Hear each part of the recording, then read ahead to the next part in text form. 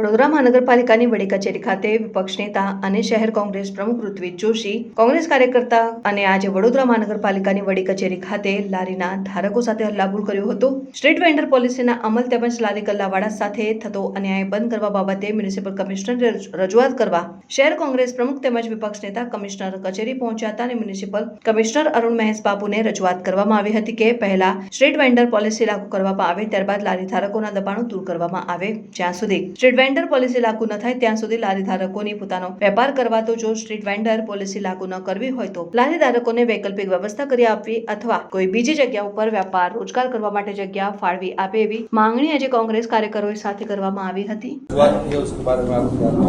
આજે સવારે Congress city unit દ્વારા રજૂઆત લઈને આવ્યા હતા કે સ્ટ્રીટ વેન્ડર પોલિસીને અમલ કરવા સુધી કોઈને હટાવતા નહીં કરીને આની અંદર એમની રજૂઆત એ પણ હતી કે ઘણા બધા લોકોની ધંધા રોજગાર છીનવી રહ્યા છે અથવા શિફ્ટ થઈ રહ્યા છે, એમની પણ રજૂઆત હતી.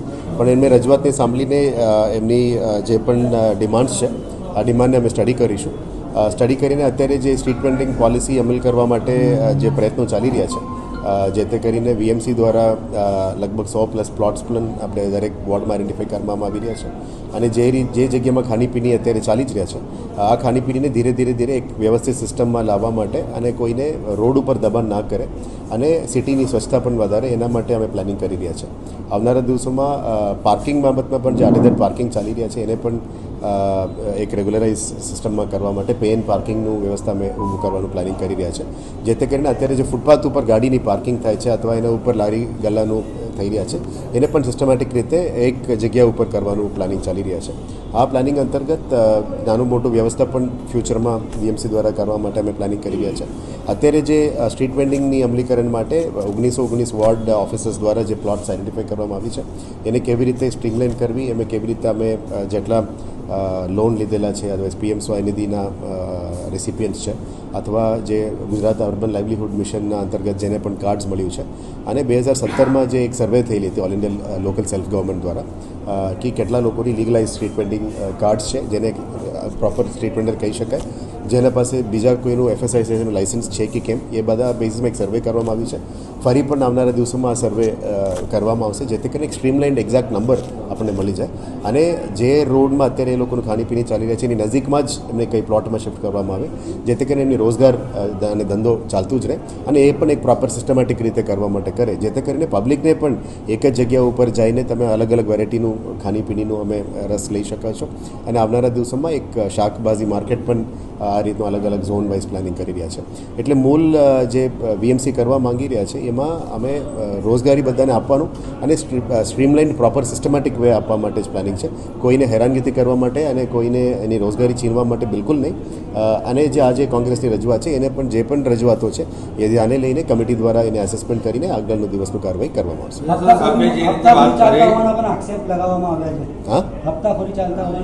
એ ચેક કરીશું. એ એન્ક્રોચમેન્ટ ડિપાર્ટમેન્ટને હું પૂછીશ, અધિકારીને બોલાવીને પૂછીશ. એની અંદર એવું કંઈક ચાલતું હોય તેને બિલકુલ બંધ કરવામાં આવશે.